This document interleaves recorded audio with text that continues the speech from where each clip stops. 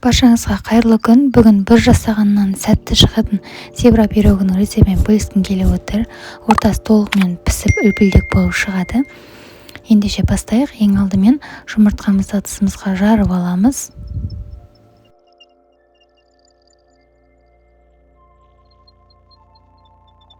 Енді оның үстіне қантымызды салып, миксермен есе аппақ болғанша араластырып алатын боламыз.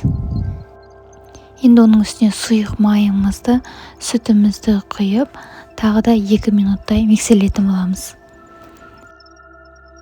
Енді електен өткізілген ұнның үстіне разырақ етеліміз, яғни қопсытқышымызды қосып, осылай тестімізға барлығын салып алатын боламыз. Венчиктің көмегімен тек бір бағытта осылай араластырып отырамыз. Түйіршіктер қалмайтындай етіп араластырып аламыз барлығын. Мінекей біздің тестіміз осындай болып шығады. Енді ол тестімізді теңде 2 бөлікке бөліп алатын боламыз.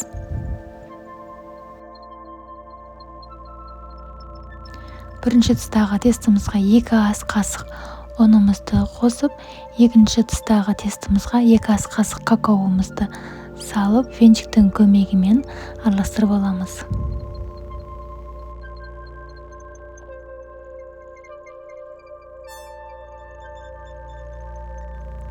Енді какао қосылған тестімізді да араластырып аламыз. Түйіршік қалмайтындай етіп. Енді табамызға пергамент қағазын төсеп, әр тестіден 3 ас қасықтан сала отырып, пирогымызды дайындап алатын боламыз. Енді какао қосылған тестімізден де 3 ас қасықтан салып аламыз. Барлық тестімізді осылай кезек құйып шығатын боламыз. Егер сіз мен каналымда алғаш болсаңыз, каналыма тіркеліп, лайк басып, комментарий қалдыруды ұмытпасаңыздар екен деймін.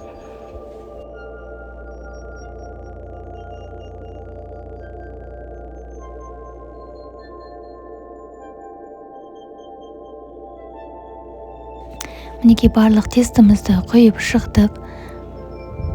Енді осындай ағаш таяқшаның көмегімен әдемі узор салып қойсаңыздар да болады. Пирогымыз дайын. Енді қызып тұрған пеште 170 градуста 40-45 минутта пісіріп аламыз.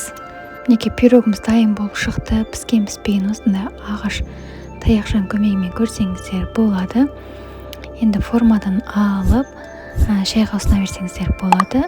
Видео ұнаған болса каналыма тіркеліп, лайк басуды ұмытпаңыздар. Келесі кездескенше.